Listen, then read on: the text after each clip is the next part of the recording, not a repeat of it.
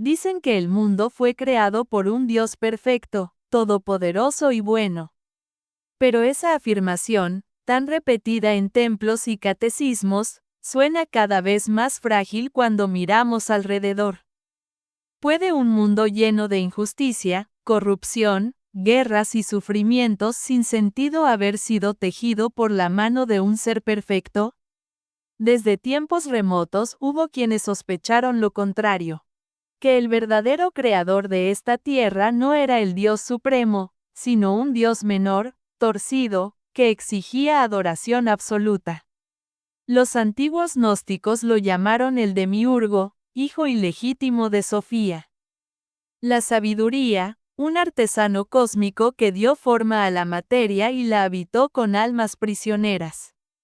Ese Demiurgo, según las escuelas gnósticas, es un Dios celoso, incapaz de aceptar el olvido o la indiferencia.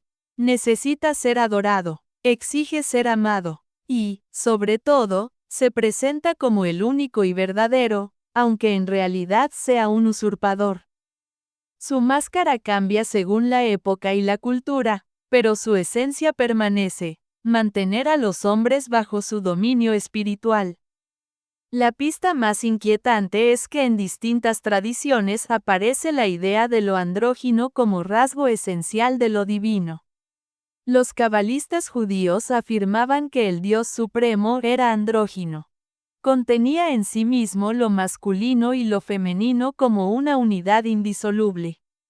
Siglos más tarde, en los grados más altos de la masonería, algunos iniciados reconocían una divinidad con los mismos rasgos: un dios con falo y senos, símbolo de fertilidad y poder, representado en la figura del Baphomet.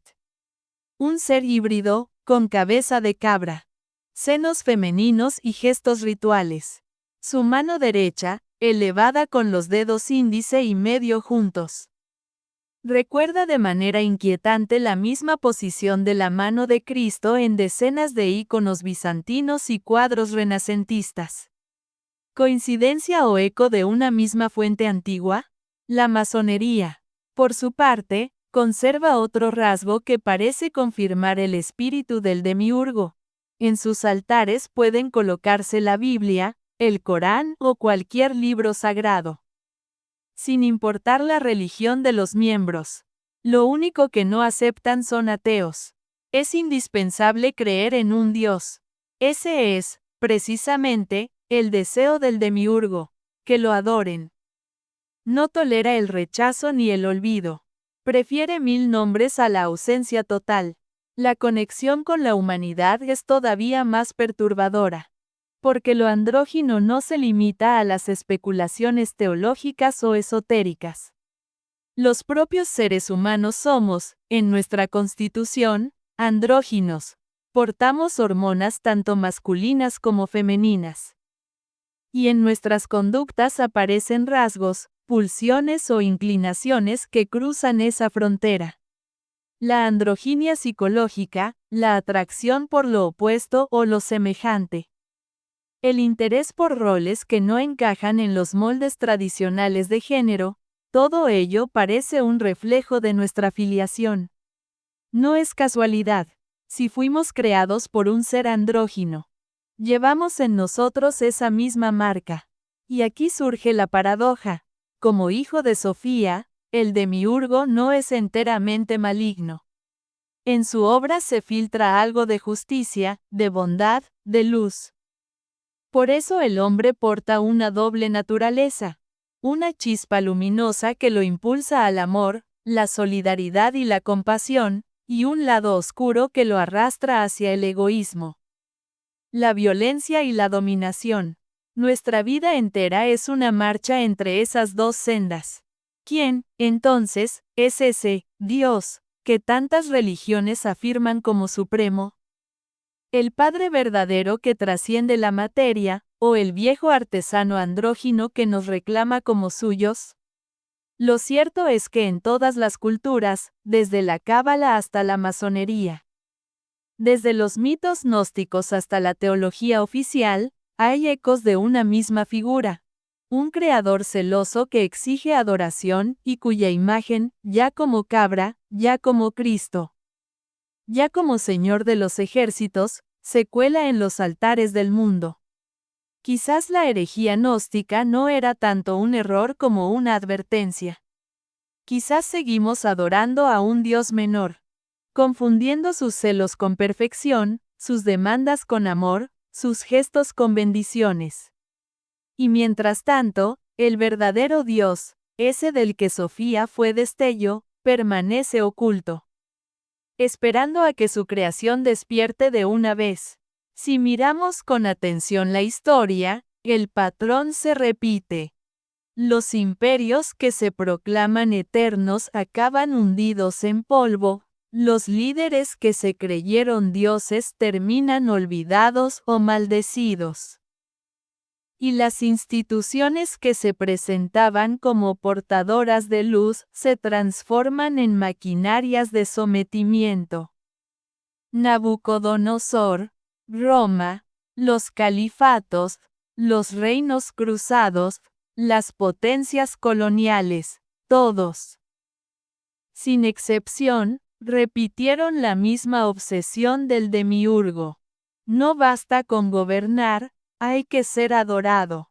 El eco de esa figura no ha desaparecido. Hoy lo vemos en las naciones que avanzan sobre otras como si fueran piezas de un tablero. Rusia pretende devorar Ucrania con la misma arrogancia con que Babilonia arrasó Jerusalén. China observa a Taiwán con la lógica del derecho absoluto del fuerte sobre el débil. Israel empuja a Palestina hacia un rincón cada vez más estrecho, confiado en que la fuerza lo exime de todo límite. Y en medio de estas tensiones, los organismos internacionales, que deberían frenar al tirano, se revelan impotentes, bellos en sus discursos, frágiles en sus actos. Los pies de barro del coloso. ¿De verdad puede llamarse divino un orden mundial donde el poder atropella y la justicia no tiene herramientas para frenar la violencia? O, como advertían los gnósticos, ¿será que seguimos atrapados en la obra de un Dios menor, celoso, incapaz de aceptar que no todo gira en torno a su voluntad? Lo inquietante es que la humanidad parece moldeada a imagen y semejanza de ese creador ambiguo. Somos capaces de amor, compasión y belleza, pero también de barbarie, crueldad y devastación. Construimos hospitales y campos de concentración, universidades y armas nucleares, catedrales y muros de segregación. Llevamos dentro la chispa de Sofía y la sombra del demiurgo. Y tal vez ahí radique nuestra tragedia y nuestra esperanza. La tragedia, porque la tentación de adorar al poder, de arrodillarnos ante cualquier máscara que prometa seguridad, es demasiado fuerte. La esperanza, porque aún resuena en nosotros esa semilla de luz que no pertenece al demiurgo, sino a la fuente verdadera. Quizá el verdadero despertar no sea esperar un apocalipsis con trompetas y ángeles, sino atrevernos a reconocer la trampa. A decir, no todo lo que se proclama divino lo es. No todo lo que se exige como adoración merece ser adorado. Los gnósticos fueron silenciados, perseguidos, reducidos a herejes. Pero dejaron una advertencia que atraviesa los siglos como un susurro incómodo. Este mundo no es obra del Dios perfecto. Y mientras no lo recuerdes, seguirás siendo prisionero. La pregunta es si queremos escucharla, o si preferimos seguir adorando las máscaras de un artesano celoso, creyendo que son el rostro del Padre Eterno. Dicen que todo imperio comienza con un mito, y también que todo final necesita un relato que lo justifique. En las sombras de las grandes potencias, entre consejos de seguridad y mesas de negociación, laten pulsos invisibles de grupos con una fe extraña. Creen que el mundo debe romperse para ser reconstruido. No se conforman con administrar el poder, sino que se ven a sí mismos como agentes de un destino mayor, custodios de un mandato trascendental. Su visión no es política en el sentido convencional. Es religiosa, casi gnóstica. Imaginan que el apocalipsis no es un riesgo a evitar, sino una puerta que debe abrirse. En sus proyecciones, después del fuego vendrá la redención. Después de la catástrofe emergerá una humanidad más pequeña, depurada, dócil ante la promesa de un paraíso terrenal. Y para ello, sueñan con una conflagración que divida al mundo en elegidos y desechados. El problema es que esta lógica mística no se queda en templos ocultos ni en libros olvidados. Se filtra en la geopolítica real. Algunos de estos grupos se incrustan en élites financieras, corporaciones tecnológicas y laboratorios militares.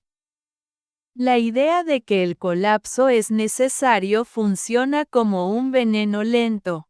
Orienta decisiones, justifica guerras preventivas, e incluso alienta políticas demográficas y ambientales que, disfrazadas de racionalidad, esconden un eco de esa esperanza apocalíptica. ¿Acaso la política internacional contemporánea es solo una pugna de intereses económicos y territoriales? ¿O estamos, sin saberlo, atrapados en el guión de un mito mucho más antiguo?